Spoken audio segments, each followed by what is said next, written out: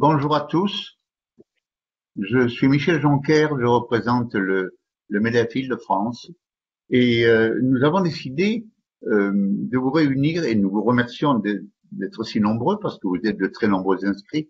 Nous avons décidé de vous réunir pour parler d'une chose dont on parle relativement peu souvent, la santé du chef d'entreprise, de vous, de moi. Le chef d'entreprise est dans une sphère d'influence et surtout actuellement, nous sommes dans une situation très précaire avec cette pandémie. Et donc, généralement, même en période normale, le chef d'entreprise est dans une sphère d'influence qu'il doit gérer au mieux.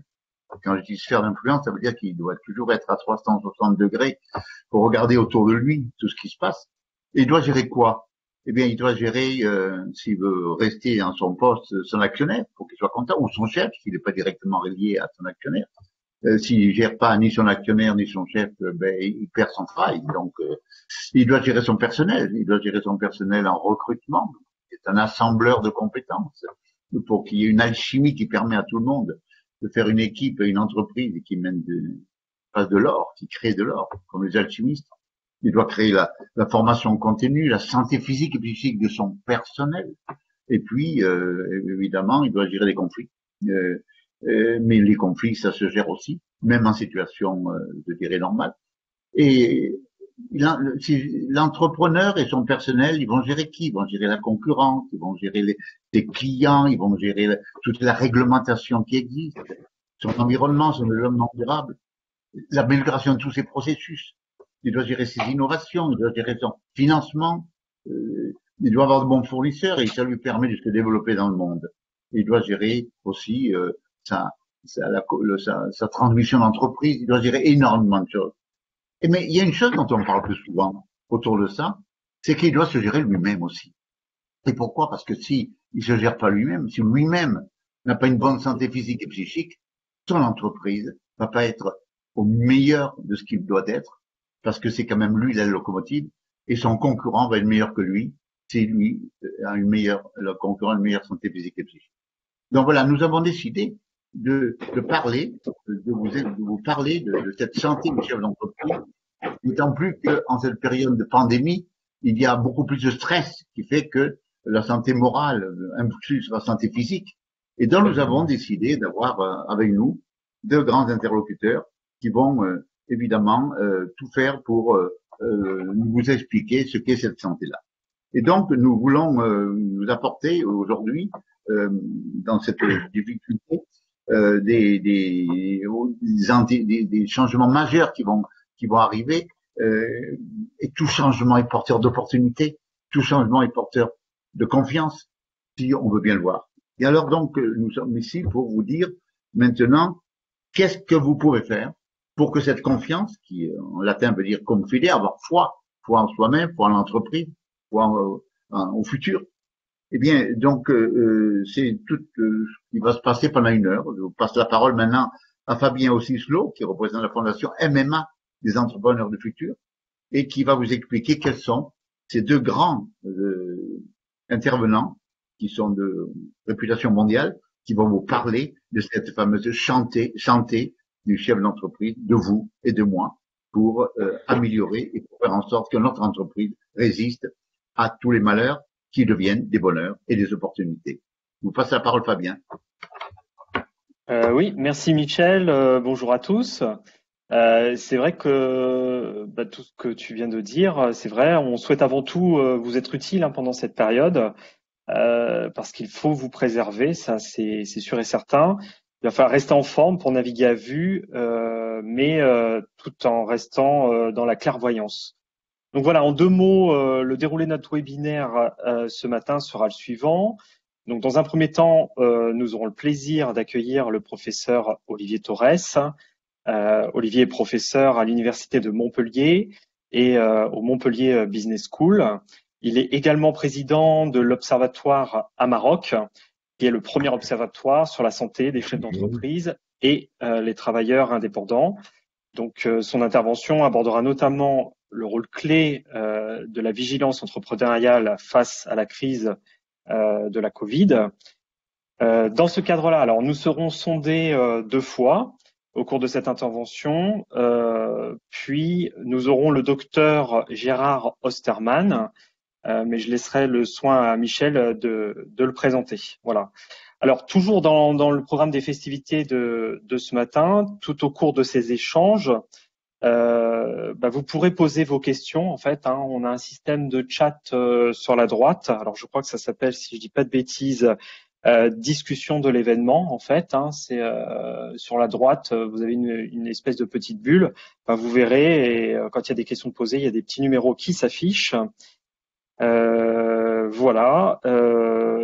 Écoutez, je lui ai tout dit me concernant. Donc, professeur Torres, je vous laisse la parole. Très bien, très bien. Merci Fabien, merci Michel Jonker. Sachez que moi d'abord je suis ravi d'être présent avec vous face à autant de chefs d'entreprise qui sont connectés.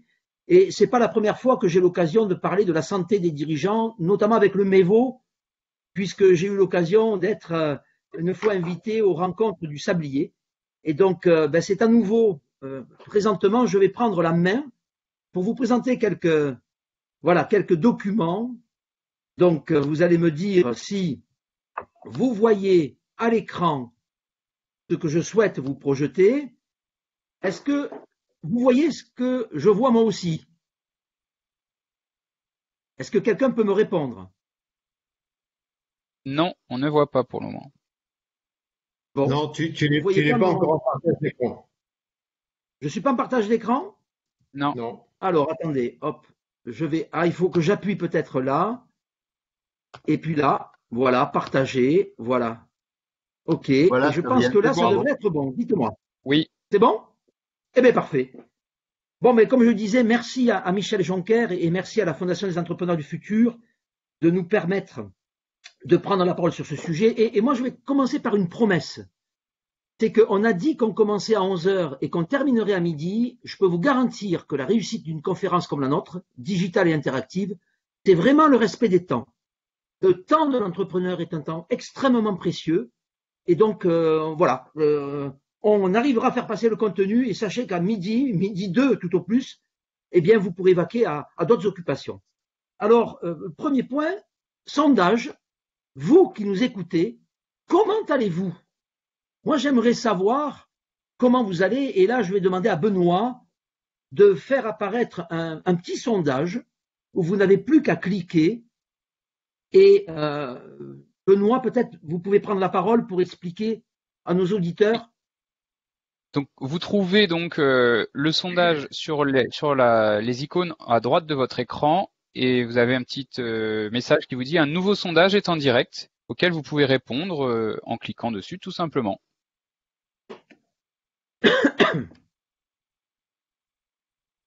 Alors, on va vous laisser quelques instants pour répondre.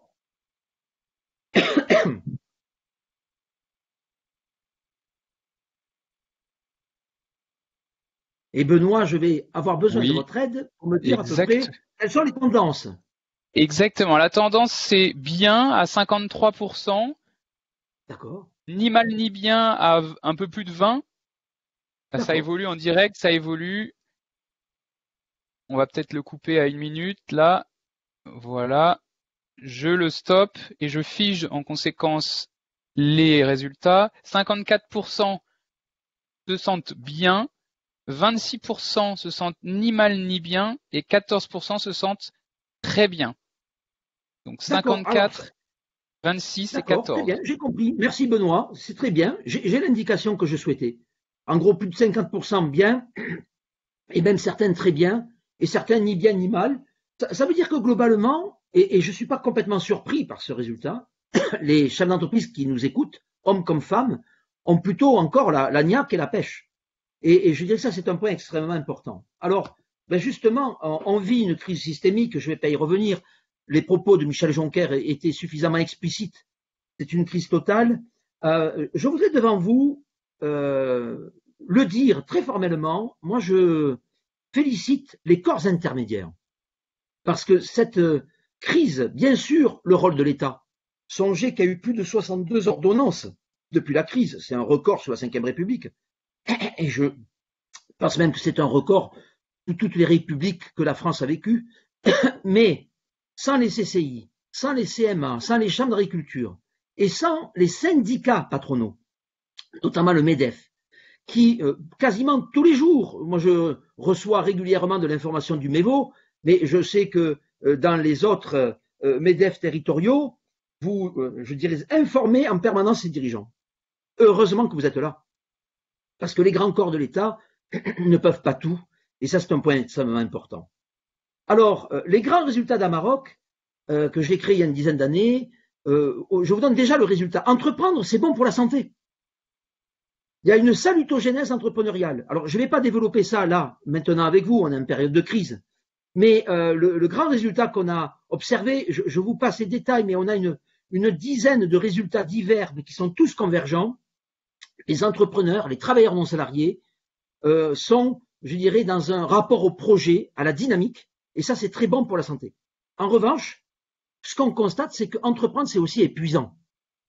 Et donc, toute la question, pour nous, Observatoire à Maroc aujourd'hui, et la Fondation des entrepreneurs du futur, MMA, est aussi à nos côtés, c'est comment entreprendre sans s'épuiser.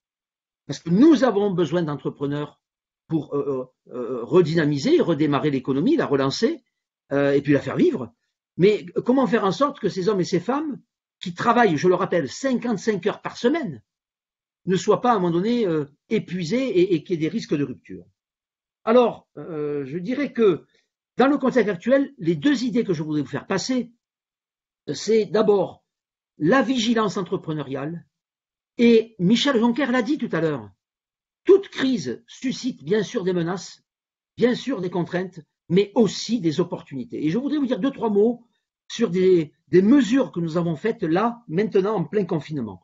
Et puis, je terminerai mon propos en vous donnant quelques conseils qu'on appelle le coping. Coping, c'est comment faire face, je dirais, au stress, comment faire face à des situations qui sont parfois compliquées.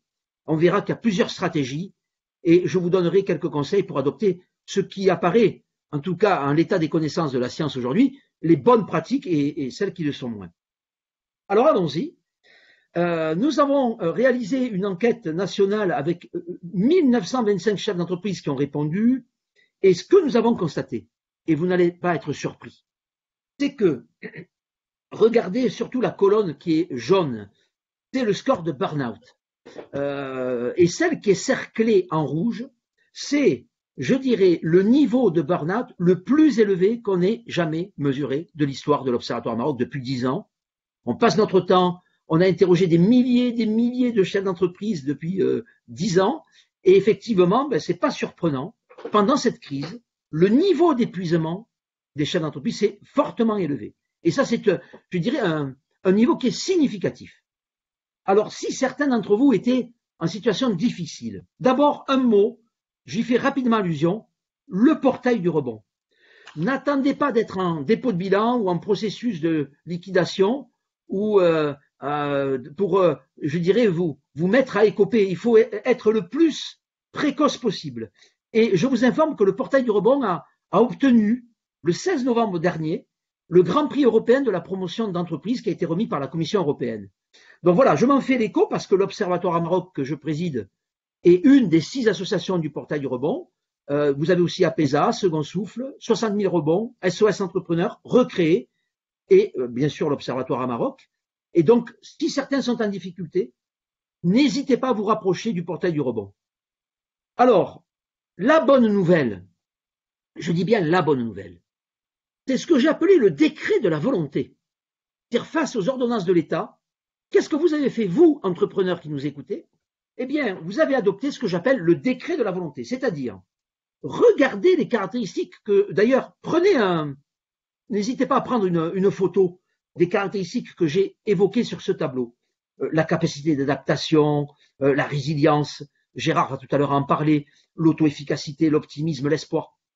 Toutes ces caractéristiques sont, je dirais, des traits de personnalité, mais ils ont une double, je dirais, vertu. D'abord, ils sont bons pour la santé, ces traits, et ils sont positivement corrélés à l'esprit d'entreprendre.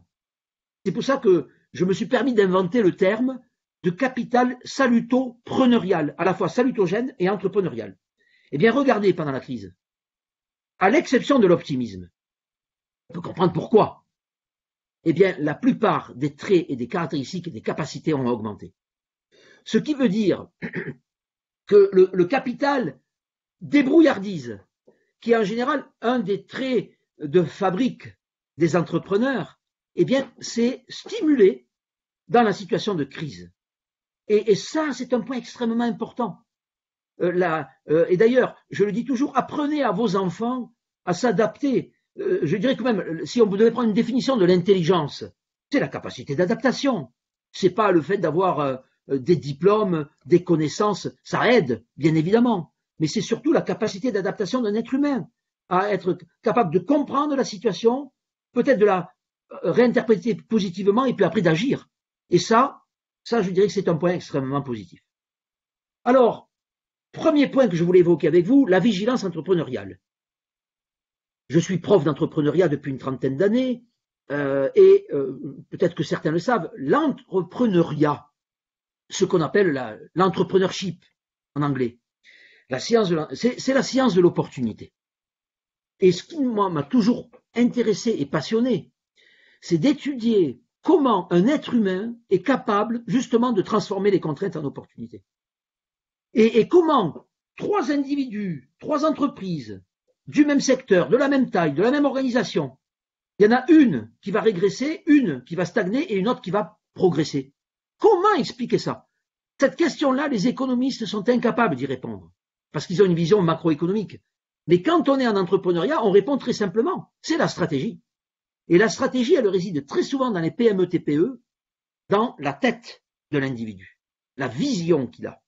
Et alors cette vigilance entrepreneuriale, c'est 3 étapes. L'information. Un entrepreneur, c'est d'abord un homme ou une femme qui est informé. Mais l'information ne suffit pas. Faut-il après transformer l'information en activité et en idée? Et une idée, c'est une activité de l'esprit. Et le passage de l'information à l'idée, parfois, pose problème. Mais je dirais que les entrepreneurs que vous êtes, très souvent, vous fourmillez d'idées. Vous en avez parfois plusieurs par jour. Moi, j'ai beaucoup de salariés qui me disent, mais moi, mon patron, ma dirigeante, ce sont des gens qui ont énormément d'idées sans arrêt. Oui, mais c'est pas suffisant. Il faut être capable après de transformer l'idée en opportunité. Donc 3 phases. Qu'est-ce qui s'est passé pendant la crise? Regardez. J'ai mis des scores, je rentre pas dans le détail. Mais phase de recherche d'information, oui, les entrepreneurs étaient en alerte. Vous avez énormément cherché d'informations pendant cette crise. Et c'est de cette capacité d'avoir de l'information, d'être connecté, que vous avez eu peut-être des informations pertinentes, qui se sont après transformées en idées. Mais regardez le niveau, il s'est affaissé. Il y a un problème. Et alors, le plus gênant, c'est l'évaluation. C'est-à-dire qu'on voit bien que cette période de crise fait que certains d'entre vous ont peut-être plus de difficultés à passer de l'idée à l'opportunité. D'où les premiers points, c'est de dire que peut-être réduisez la phase d'information. Pourquoi? Parce que regardez le code couleur que j'ai adopté. Recherche et connexion, c'est-à-dire l'information et les idées, ont été corrélés négativement avec la santé. Alors qu'à l'inverse, faire émerger de nouvelles opportunités, non seulement c'est bon pour vos affaires, mais c'est bon pour votre santé. C'est un double effet. C'est salutopreneurial. Et alors pourquoi la recherche d'information, c'est la première fois qu'on voit ça, est pathogène? Parce que le contexte actuellement est extrêmement pathogène. Si vous passez votre temps à vous connecter sur BFM, sur TF1, peu importe, je vais pas, mais c'est déprimant. Les médias sont régis, vous savez, par cette loi du mort-kilomètre, où c'est l'éros et le thanatos, les pulsions de mort et de sexe, qui rivent toute l'information, et on n'a pas fini la 2e vague, que déjà les médias nous parlent de la 3e, et pourquoi pas la 4e. Mais bon, bref, tout est sujet à anxiété. Déconnectez-vous par moment de ces sources anxiogènes, je vous garantis que ça vous fera du bien. Alors, comment développer sa vigilance entrepreneuriale? Un petit conseil tout bête que je m'applique moi-même, c'est tenir un journal par écrit. Le monde de la PME TPE, je sais que souvent on dit oui, le MEDEF c'est les grandes entreprises. Oui, certaines, mais vous savez très bien comme moi que la plupart des adhérents du MEDEF sont des PME, parfois des TPE. Et donc les PME, j'aime bien le rappeler, c'est au total 10 millions d'emplois. c'est un acteur principal dans l'économie française. Eh bien, très souvent, ces hommes et ces femmes qui gèrent les PME, vous dormez pas assez. Ça, on l'a montré. Je cite là la thèse de Florence Giuliani qui montre que vous rognez votre temps de sommeil, vous dormez moins pour travailler plus, et en plus, vous travaillez énormément. Un chef d'entreprise travaille 55 heures par semaine, lorsque le salarié moyen travaille, source Eurostat, 39 heures. Oui, parce que les Français font quand même quelques heures sup. Donc, vous travaillez beaucoup, vous dormez peu, vous êtes fatigué, d'où la notion d'épuisement. Et donc, quand on est fatigué, une idée, si on l'a pas notée, le lendemain, on passe à autre chose, on est le nez dans le guidon, et c'est terminé. Vous l'avez oublié. Elle va ressurgir dans votre esprit peut-être 15 jours, un mois plus tard. Ce sera peut-être un peu trop tard, un peu dommage. Donc, notez, moi j'ai un document ici, je pense que vous le voyez, où c'est mon petit calepin qui me sert d'agenda, mais j'ai à la fin de mon calepin un document avec des pages vierges où je note toutes les idées que j'ai. Et ça me permet de revenir à chaud. Et donc, l'écrit reste, les paroles s'envolent. Deuxième élément, une fois que vous avez écrit ces idées, eh bien, posez-vous la question de la mise en œuvre. C'est quoi? Qui fait quoi, où, quand, comment, pourquoi? Toujours. Une idée va devenir une opportunité si elle est, je dirais, enrichie d'une mise en œuvre. Et puis enfin, une fois que vous avez fait émerger toutes ces opportunités, évaluez-les et regardez en quoi ces opportunités vont dégager un bénéfice avantage pour vos affaires. Et j'aime bien rappeler, je terminerai sur ce point-là, les opportunités, c'est une idée dont la mise en œuvre conduit à un bénéfice. Et Michel Joncker parlait tout à l'heure du latin pour confiance, bénéfice, benefatio. Ça veut dire faire le bien. Donc il n'y a aucune vergogne à faire du bénéfice. On devrait promouvoir le bénéfice. Parfois, on a tendance un peu à jeter le discrédit sur ceux qui veulent faire du bénéfice, ou alors le profit, c'est le profiteur. Non, non, non. C'est très bien pour vos affaires et pour l'environnement économique du pays de faire des bénéfices. Et je dirais que peut-être une opportunité stratégique, c'est celle qui vous donne un avantage concurrentiel durable. Et permettez-moi de faire un petit clin d'œil à l'environnement actuel. Peut-être que c'est le moment pour chacun d'entre nous, tous, qui que nous soyons, de mettre un peu plus de territoire et d'environnement dans nos stratégies pour faire émerger ce que j'appellerais des opportunités éco-stratégiques, qui sont, je dirais, un avantage pour vous, mais aussi pour votre environnement de bien commun. Voilà le premier message que je voulais vous faire passer. Alors, il me reste encore quelques minutes.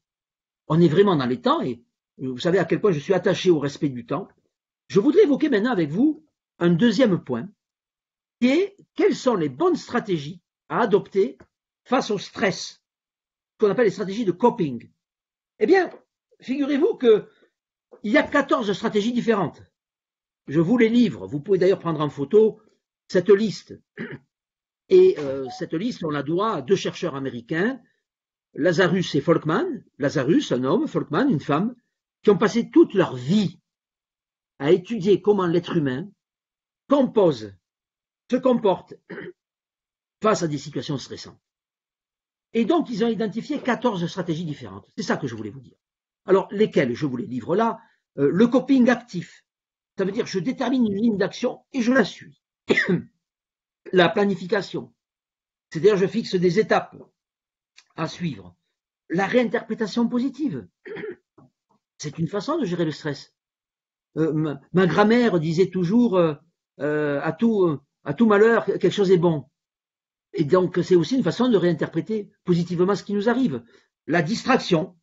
Certains, quand ils sont stressés, ils vont au cinéma, ils vont à un concert, ils essaient de faire quelque chose pour se distraire. La recherche de soutien. Alors, instrumental, c'est l'expert. Émotionnel, ce sont les amis. L'expression des sentiments. Il y a des gens, quand ils sont stressés, il faut que le monde entier le sache. Voilà. Ils aiment bien, on appelle ça le venting en anglais. Voilà. Ils éventent leur situation. L'autoblâme aussi.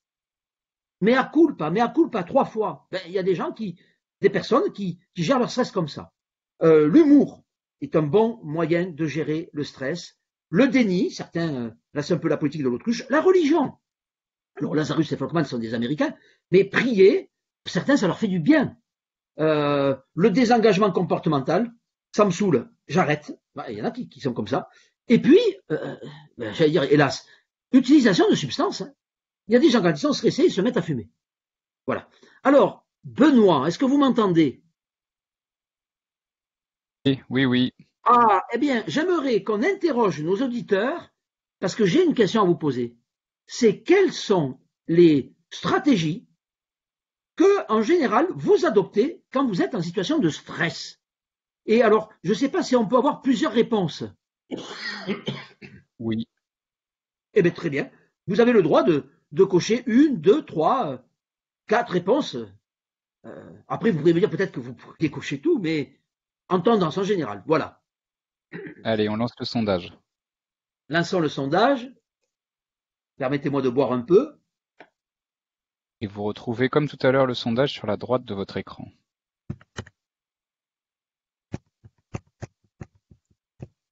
Alors, j'ai envie de savoir comment les entrepreneurs d'Île-de-France gèrent leur stress.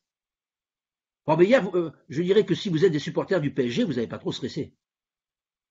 Vous avez peut-être stressé avant-hier, oui.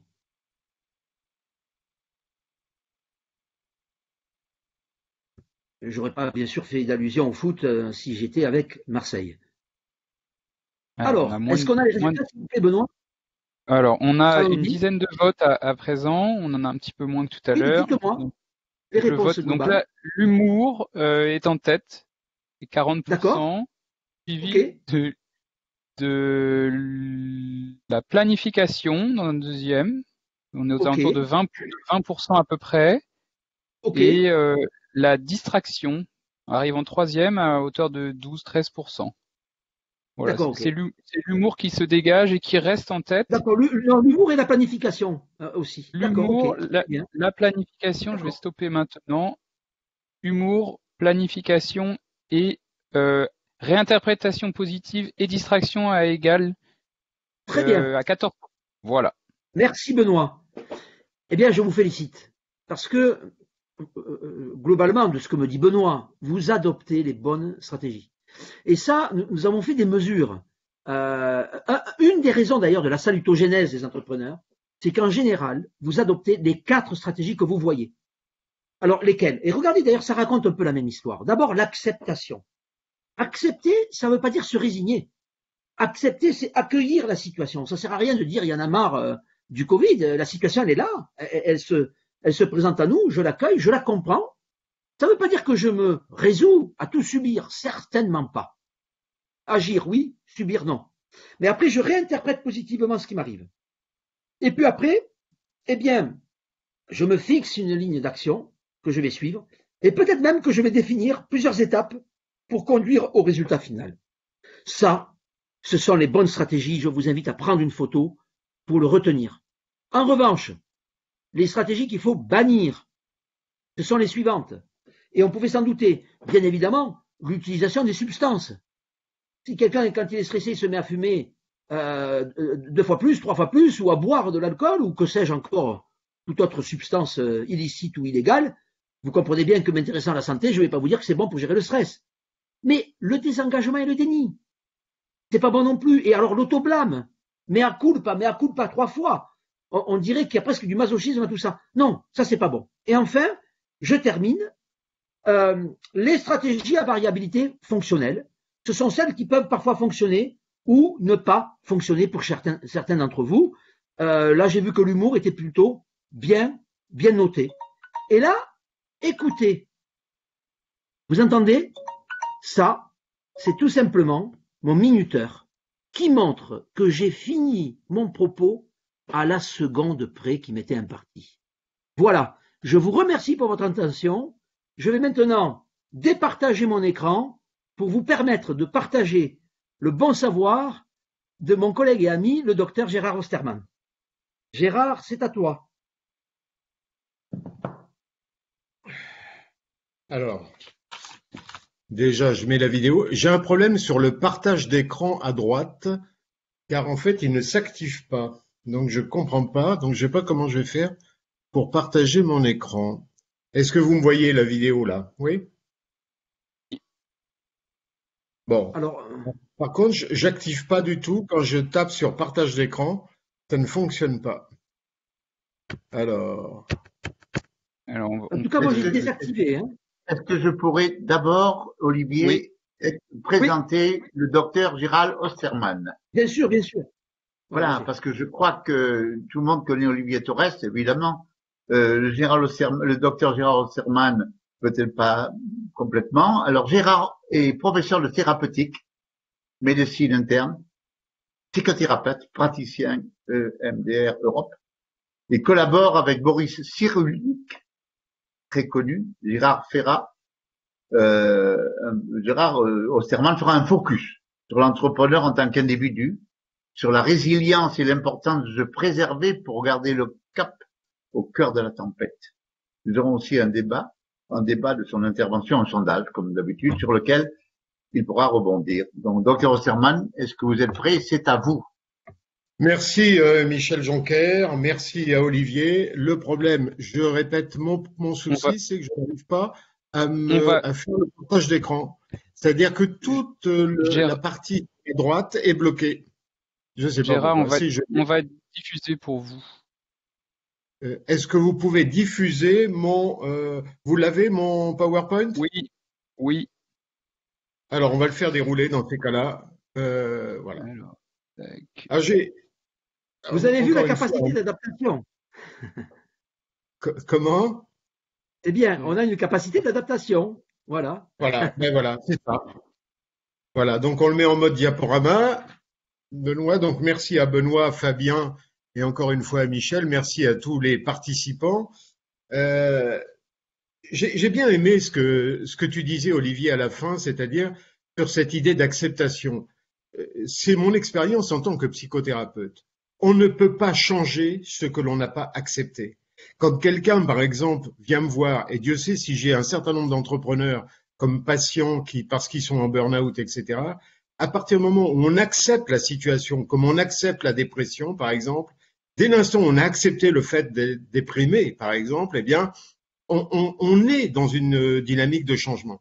Je crois que celui qui est capable, je parle à des dirigeants, à des entrepreneurs, celui qui est capable de déceler le cap dans un ciel, je dirais, où il n'y a pas beaucoup de visibilité, c'est forcé de le reconnaître, de communiquer sa confiance à toute l'équipe, capable d'en obtenir une adhésion active et intelligente, je dirais, ou capable de faire comprendre à tous combien il est maintenant nécessaire de relever le défi, j'ai presque envie de dire le défi de l'excellence, ou capable d'établir des solidarités actives avec les autres membres de l'esquif, et vous savez que l'esquif, eh bien, c'est ce qui a donné le mot équipe, justement, c'est-à-dire qu'on va faire mieux et plus à plusieurs, plus de progrès, plus d'espace. Autrement dit, je pense que, je reprends tes questions, Olivier, le dirigeant, le leader dira le quoi, c'est-à-dire l'objectif, il est capable de dire le comment, c'est-à-dire les moyens de mise en œuvre, mais il est capable aussi d'insuffler, de donner du sens, c'est-à-dire le pourquoi et presque le pourquoi en deux mots. Donc, quand on est entrepreneur, on a une mission, bien sûr, c'est de conduire la réussite de l'entreprise. Faut-il pour autant avoir l'esprit libre pour inventer le futur et contourner les obstacles et les résistances au changement? Ça implique quoi? Ben, ça implique d'être en forme et de le rester. Donc, diapositive suivante, Benoît, puisque c'est vous qui avez la main sur mes diapos. Vous voyez, on est là davantage dans le champ face à cette situation dite de pandémie. On est d'abord dans une période de résistance quand on est dans le confinement. Résistance, ça veut dire que face à l'effraction, face aux difficultés, on va mobiliser des mécanismes de défense. Et Olivier a parlé tout à l'heure du déni, il peut y avoir le clivage, il peut y avoir refuge dans l'imaginaire. Ce qui est important, c'est de comprendre qu'avant de parler du terme de résilience elle-même, il faut passer par ce stade, si j'ose dire, de résistance. Et la résilience, ça va être effectivement le temps, je dirais, d'une reconstruction où on a vu des mécanismes de défense cette fois-ci beaucoup plus matures, comme l'intellectualisation, la créativité et l'humour, qui a été signalé, et que la résilience est un peu, je dirais, pour moi, une espérance réaliste.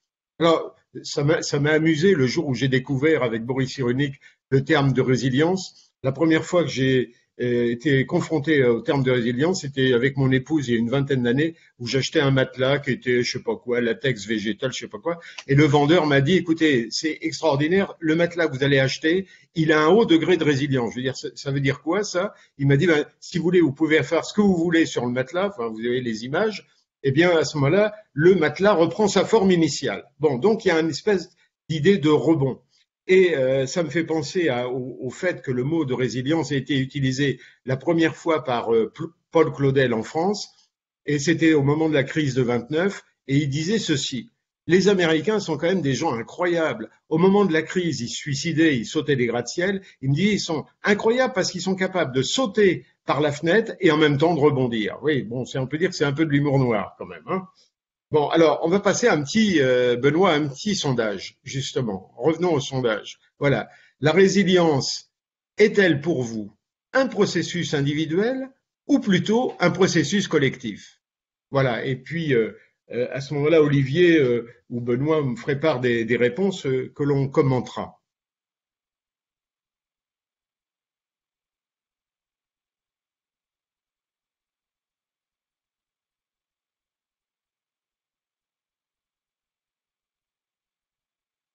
Y a-t-il toujours du son?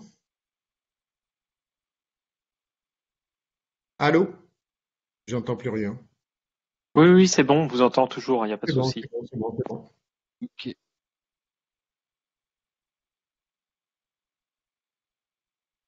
Tout le monde vote là, en fait, pour le moment. On est concentré sur nos votes.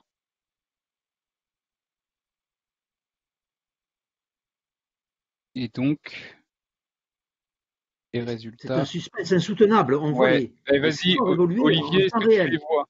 Si tu les vois, tu peux les. Oui. Alors, Vas-y. Gérard, c'est plutôt en réponse qui se détache assez nettement, 2 tiers, 1 tiers.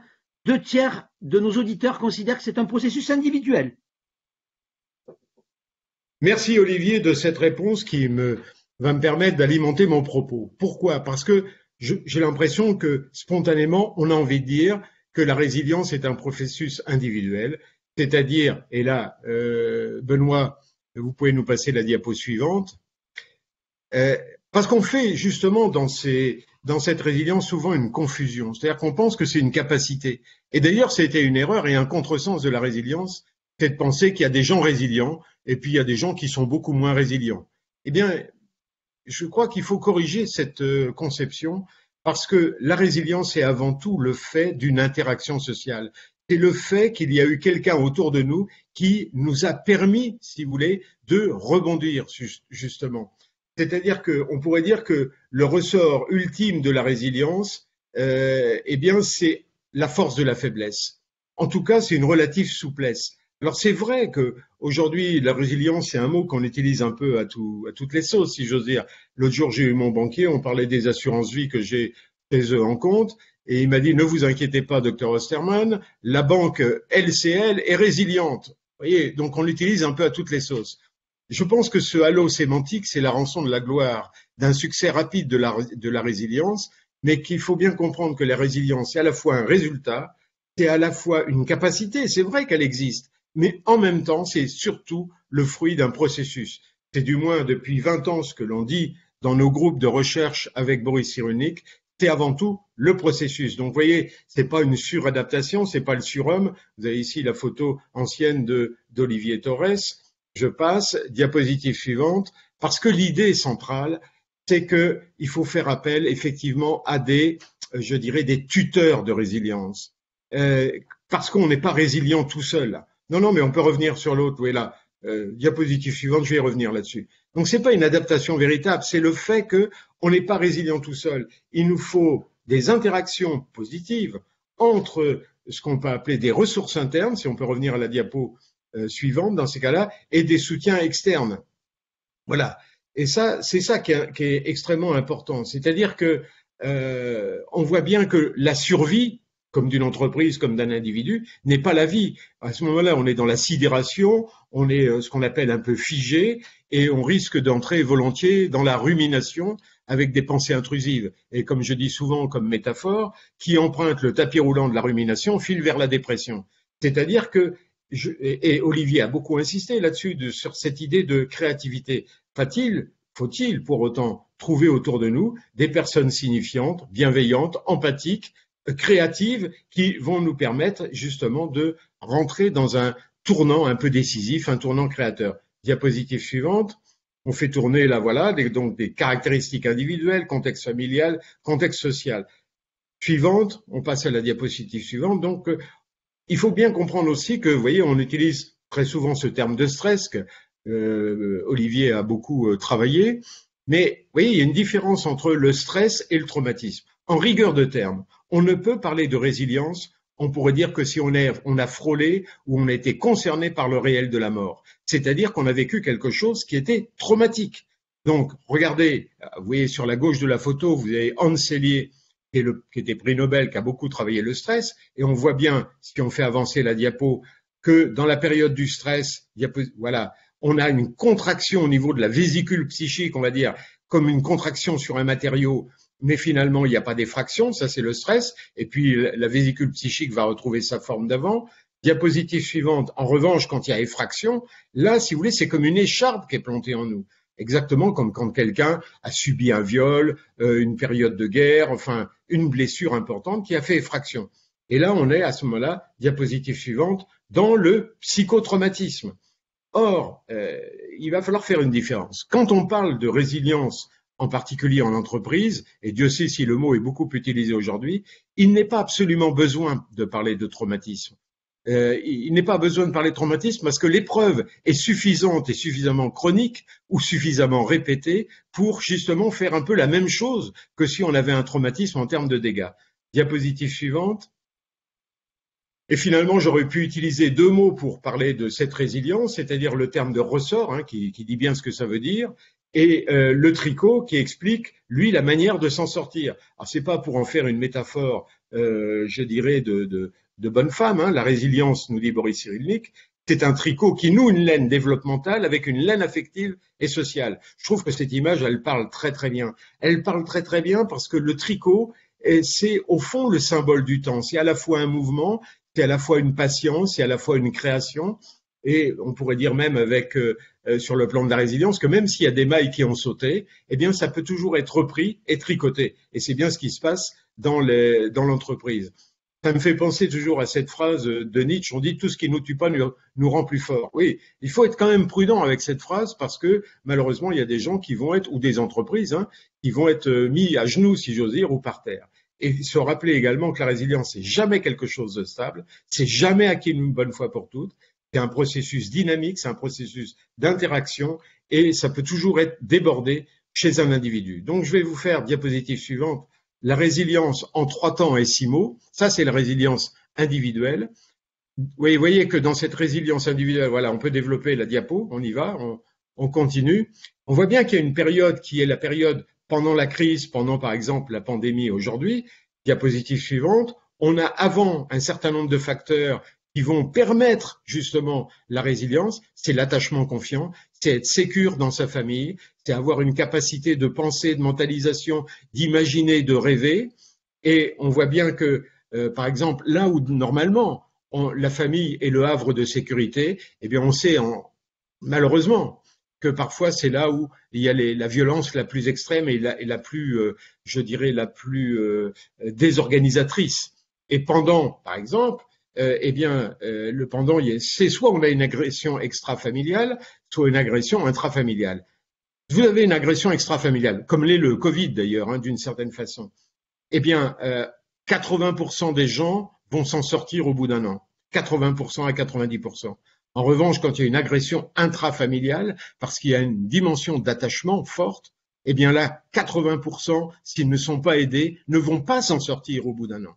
Et après, eh bien, vous voyez, c'est l'importance de donner du sens, c'est l'importance de, effectivement, d'avoir ce soutien dans une équipe, le lien social entre nous, parce que effectivement, quelles sont les 3 capacités fondamentales qui vont nous donner le goût du sens de la vie? C'est l'envie d'agir, c'est ce qu'on appelle l'élan vital, c'est la capacité au plaisir, que nous, en psychologie, on appelle l'anédonie quand on a perdu cette capacité au plaisir, et puis le lien aux autres. Et on sait très bien que les facteurs d'anti-résilience, c'est l'isolement affectif, c'est l'humiliation et la honte, et le non-sens qui empêche effectivement tout projet. Diapositive suivante. Alors si on regarde maintenant la résilience organisationnelle, ou la résilience d'entreprise, si vous voulez, et moi je vais le faire pareil en 3 temps et 6 mots. 3 temps, le avant, on développe la diapo.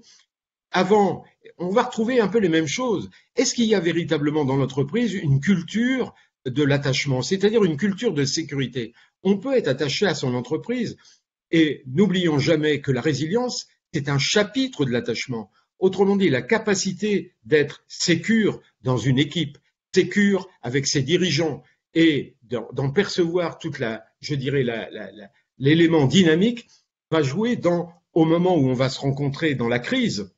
Diapositive suivante. Et vous savez que la crise, si vous connaissez un peu, ou peu importe, la langue chinoise, on l'écrit avec des idéogrammes. Eh bien, le mot crise en chinois comporte 2 idéogrammes. Le premier idéogramme veut dire danger. On pourrait dire avec Olivier Torres aussi contrainte. Et le deuxième idéogramme veut dire opportunité, c'est-à-dire capacité de dépasser quelque chose. Qu'autrement dit, l'obstacle devienne le levier. Et ensuite, après, eh bien, diapositive suivante, après, c'est encore une fois toujours la question du sens, c'est-à-dire la capacité de donner du côté des dirigeants quelque chose qui influence, qui met en action 3 choses qui me paraissent fondamentales et que Olivier déjà a développé. C'est l'émotion, le cognitif et l'action. Donc, ce n'est donc pas sur la finalité de son action que le dirigeant résilient va faire la différence. C'est sur ses principes et ses méthodes d'action. Et ça me paraît fondamental. Diapositive suivante. Et là, on va arriver donc à ces 4 étapes du rééquilibre résilient que sont effectivement la survie. Encore une fois, la survie n'est pas la vie. L'adaptation, Dieu sait si ça a été dit avec Olivier tout à l'heure, pour non seulement se rétablir, mais développer. Ça veut dire justement être dans une vraie créativité. Alors vous voyez sur la gauche de la diapo un personnage que tout le monde connaît qui s'appelle Panoramix, à ne pas confondre, ou du moins c'était peut-être un peu intentionnel, avec un certain directeur d'un institut universitaire du côté de Marseille. Bon, on est toujours un peu dans ces dynamiques-là, on attend toujours un peu la potion magique des choses. La potion magique, elle demande au fond beaucoup de travail, elle demande beaucoup de pensée, et je reviendrai sur les 3 étapes effectivement qu'a développé Olivier Torres, parce qu'il faut vraiment penser les choses. Et qu'est-ce que c'est penser? C'est aussi penser ce à quoi on ne pense pas d'habitude. Diapositive suivante, sinon on est juste dans la répétition. Rappelons-nous que pour rester en forme, pour rester lucide, eh bien, il nous faut aussi cette capacité de santé et de forme, qui est le premier capital immatériel des toutes petites entreprises, des PME. C'est-à-dire qu'il faut être à l'écoute des besoins et des attentes pour, d'une certaine manière, je dirais, rester en forme, c'est-à-dire rester capable et rester dans sa créativité. Et il y a 3 règles très simples, parce que là, j'ai pas le temps, là, maintenant, de développer ça, mais c'est ce que j'appelle la règle des 3 V. La règle des 3 V, c'est quoi? C'est végétal, c'est vrai et c'est varié. Végétal, ça veut dire on va quand même privilégier les calories végétales, ce qui ne veut pas dire qu'on va tomber dans le régime vegan, hein, mais il faut essayer de diminuer un peu les protéines animales au profit des calories plutôt végétales. La notion de vrai, c'est qu'il faut quand même considérablement limiter les produits ultra transformés qui sont souvent riches en acides palmitiques, etc. Et je vous assure que sur le plan de la santé et de la cognition, c'est utile. La 3e règle, c'est manger varié, c'est-à-dire de saison, local et si possible bio. Et puis, il y a le sommeil, ça a été dit tout à l'heure, on a perdu tous des heures de sommeil qui sont absolument indispensables. Et vous savez par exemple que la phase de rêve, eh bien, comme le dit Michel Jouvet à Lyon, qui n'est plus de ce monde, mais qui a écrit des ouvrages et travaillé justement sur ce monde du rêve dans sa fonction, c'est une reprogrammation neurogénétique. Autrement dit, la nuit, quand on rêve, eh bien, on se reprogramme, on traite des dossiers, on digère des choses qu'on n'a pas pu digérer dans la journée. Donc, c'est fondamental. Et si vous prenez des hypnotiques, eh bien, rappelez-vous que des hypnotiques, eh bien, je ne vais pas donner les noms, ces hypnotiques sont des anesthésiques. Ce ne sont pas des somnifères véritablement, puisqu'ils nous brisent ou ils abîment notre capacité justement de rêver. Activité physique fondamentale, puisqu'on sait que dans le champ de la sédentarité, eh bien, les gens, j'entends souvent, hein, même des chefs d'entreprise me dire, oh ben, je fais 2 fois par semaine un peu de jogging ou 1 fois par semaine, et donc je ne suis pas sédentaire. Mais si, on peut parfaitement être sédentaire parce que au cours de notre activité de travail, on ne bouge pas assez, d'où l'intérêt de mettre la photocopieuse à distance ou la machine à café à distance pour au moins bouger régulièrement. Diapositive suivante. Et puis, il y a quelque chose qui est fondamental, et j'aime beaucoup cette peinture de Vladimir Vakovski. Pour être en forme, il faut aussi fabriquer justement de l'optimisme responsable. Vous voyez, sur la gauche du tableau, eh bien voilà, on a un sage, d'une certaine manière, qui a une forme d'optimisme. Il a sa canne, qui montre aussi toute son expérience. On pourrait imaginer des nœuds sur la canne, et puis il a son sac. On pourrait dire son bagage, son expérience. Et vous voyez, cet optimiste-là, il va être différent de celui qui est sur la droite, qui est un peu replié sur lui d'une certaine manière. Et ça me fait penser, c'est à ces gens qu'on entend, et aujourd'hui on est dans une culture de l'anxiété, ça me fait penser à ce cher et regretté Desproges. Desproges disait, comme Pasteur a inventé la pasteurisation, le docteur Jean-Pierre de Moral a inventé la démoralisation. Ça, c'est les gens qui sont anxiogènes et qu'on rencontre régulièrement. Alors, un jour, on voit le docteur Desmoral, Jean-Pierre Desmoral, qui est là, et puis sa femme de ménage est en train de passer le balai, et elle lui dit « Fait beau, hein, docteur ?» Et à ce moment-là, le docteur Jean-Pierre Desmoral lui répond « Oui, mais ça va pas durer. » Vous voyez, c'est-à-dire qu'on connaît ces gens-là qui, d'une certaine manière, au fond, nous cassent notre espoir, cassent je dirais, notre enthousiasme de vie. Je pense qu'un dirigeant optimiste, c'est dans tous les cas de figure, un dirigeant qui s'accorde et accorde le droit à l'erreur, mais qui est justement dans cet apprentissage collectif, donc capable d'innover et de faire bouger les lignes. Diapositive suivante, eh bien aussi, c'est la gestion du stress, c'est comment trouver l'équilibre et la sérénité, parce que effectivement, avec tous les événements que l'on vit, on sait très bien que parfois, on a, comme on dit, on a un peu perdu le nord, et si on a perdu le nord et qu'on est désorienté, eh ben on est à l'ouest, si vous voyez ce que je veux dire, comme disent les jeunes, donc il nous reste plus que le sud. Ce à quoi Nino Ferrer a dit, eh bien, la vie dure 1 million d'années. Bon, enfin, on va essayer d'éviter ça. On va essayer de garder notre cap. Et garder notre cap, ça me paraît très important. Et je me rappelle avoir écouté, il n'y a pas très longtemps, c'était sur France Inter, début octobre, François Asselin, qui disait que les 3 piliers forts pour la relance, c'est l'atmosphère de travail. Autrement dit, être dirigeant, c'est aussi un générateur d'ambiance. C'est le carnet de commandes qui commence à se remplir. Et c'est une trésorerie qu'on a réussi je dirais, à protéger. Il n'y a plus de diapos. Et c'est pas grave. Vous m'entendez toujours. Ça, pour éviter la règle des 3 D, comme dit Olivier Torres, qui est le dépôt de bilan, le divorce et la dépression. Donc, je terminerai par cette phrase que j'emprunte à Edgar Morin. Je crois que vivre, on pourrait dire comme entreprendre, c'est naviguer dans une mer d'incertitude à travers des îlots et des archipels de certitude et sur lesquels on se ravitaille. Je trouve cette phrase absolument géniale. C'est-à-dire que dans ce monde de l'incertitude, il y a quand même des endroits et des personnes sur qui on peut compter. Et si nous sommes conscients, je pense que nous pouvons encore nous tromper, mais nous ne pouvons plus nous mentir. Je pense qu'il vaut mieux être hérétique qu'inquisiteur. Chacun peut croire ce qu'il veut, mais il ne peut imposer à personne ce qu'il croit savoir. La sécurité, l'économie, la santé sont des grandes valeurs. Je pense que la conscience, la liberté, le respect, si ce n'est l'amour, sont encore de plus grandes valeurs. Merci de votre attention. Merci, monsieur Osterman. Une très petite synthèse avant de passer au chat. Nous avons entendu Olivier Torres nous parler que tout est opportunité, mais l'opportunité vient par l'information.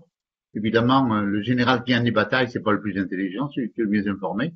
Et pour avoir l'information, il faut que l'entreprise soit continuellement apprenante. Et qui apprend? Tout le monde. Monsieur Osterman parlait de naviguer entre les îlots, mais nul n'est une île, comme dit quelqu'un. Et monsieur Osterman a bien dit, la résilience est dans le collectif. Et dans le collectif, c'est une équipe qui est issue de l'entrepreneur, qui est un assembleur de compétences, pour que cette alchimie fasse que on ait la meilleure information possible, les meilleures opportunités et la meilleure résilience. Voilà un peu ce que je pourrais dire. Et on va passer au chat. Merci Michel Jonker, je crois que c'est très important ce que vous venez de dire, oui. Merci. Alors, alors c'est parti pour les questions qu'on nous pose sur le chat. Alors la première question est la suivante. Vous me direz qui prend la réponse. Le second confinement a-t-il accentué les effets du premier sur le plan de la santé des entrepreneurs? Ok, je prends. Et je fais des réponses rapides pour multiplier les questions. Oui, d'abord, le niveau d'épuisement professionnel a fortement augmenté lors du premier et également au niveau du second, sauf que au second, c'est rajouté un sentiment d'injustice du fait peut-être du confinement différent selon les secteurs. Mais je réponds oui. J'ajouterais qu'il y a quand même aussi le sentiment dans le deuxième de quelque chose qui paraît interminable, hein, comme si on n'arrive pas à bout du chemin, quoi. On n'arrive pas au bout du chemin. Ok, je passe à une autre question. Celle du chat. Toc, toc, toc, toc, elle est où? Je vais en poser une. Sur les numéros verts, en fait. Il y a une question sur les numéros verts qui se multiplient, en fait, pour aider les chefs d'entreprise, donc faire face à la détresse des dirigeants. Alors, d'après vous, est-ce qu'ils sont efficaces et utiles? Et est-ce qu'il y a d'autres méthodes? Et ben, si oui, lesquelles, quoi? Ok. Oui, un numéro vert est utile parce qu'il y a toujours des gens qui l'utilisent. C'est une main tendue. Mais ce n'est pas suffisant. Un numéro vert sec, où on dit aux gens, si vous vous sentez bien, appelez, certains vont le faire. Mais ce qui manque, il y a un chaînon manquant. C'est-à-dire que pour que ça se connecte bien, il faut inviter les gens auxquels on s'adresse à remplir des fois des questions qui sont des questionnements qui leur permet de prendre conscience qu'ils ont besoin de cette aide. Et là, ça facilite, je dirais, la mise en contact. Tout à fait. Puis en plus, pour l'instant, c'est vrai, hein, c'est vrai ce que dit Olivier, et en particulier le numéro là qui a été mis en action avec Bercy, hein, qui est le 0805 65 50 50, pour ne pas le citer, qui est quand même très utile. Mais en même temps, pour l'instant, on n'a pas encore véritablement évalué l'efficacité de ce numéro vert. C'est une condition nécessaire, mais pas suffisante. Rien ne remplace, je dirais, une aide individuelle, spécifique et bien particulière. Un mot sur ça. Je suis en train d'expérimenter, moi, avec l'Observatoire à Maroc, justement ce chaînon manquant avec des services de santé au travail. Il n'est pas dit que demain, je ne fasse pas une expérience avec le SIAMT, qui est un service de santé au travail assez important en Ile-de-France, mais peut-être avec d'autres aussi. Hein. Voilà. Mais j'en dis pas plus parce que pour l'instant, on est en phase d'expérimentation. Ouais. Voilà. Il y a une autre question. Alors concernant, je pense qu'elle était adressée à Olivier pendant ta présentation, Olivier. Est-ce qu'il y a une qualification par secteur d'activité des dirigeants qui ont été sondés dans le sondage que tu as présenté? Oui, je réponds très vite là aussi. Pour avoir les résultats de manière plus approfondie, vous pouvez aller sur le site de l'Observatoire à Maroc et vous télécharger les résultats. Mais évidemment, il y a des différences sectorielles très fortes. Moi, je m'intéresse aussi à tous patrons patrimoniaux, les agriculteurs compris. L'agriculture n'a pas trop souffert pour l'instant par le confinement, etc. Par contre, des secteurs comme l'hôtellerie, café, restauration, j'ai moi-même des membres de ma famille qui sont concernés, qui sont propriétaires de bars. Ils sont très fermés et très affectés. Et puis le bâtiment aussi, il y a eu des tas de yo-yo. Mais oui, la différence sectorielle crée une forte variance. Je crois que nous sommes à la fin du webinaire, Oui. Olivier. Vous avez dit il faut être à 2 minutes. Je laisse la parole une seconde à Fabien Otisio pour vous dire que beaucoup de choses vont vous être envoyées à Fabien. Oui.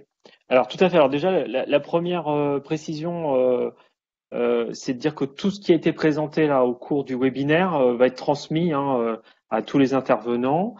Voilà. Et puis surtout, on va vous envoyer également en complément le guide qui s'appelle Entrepreneur en forme, que la Fondation MMA vient de publier sous format numérique.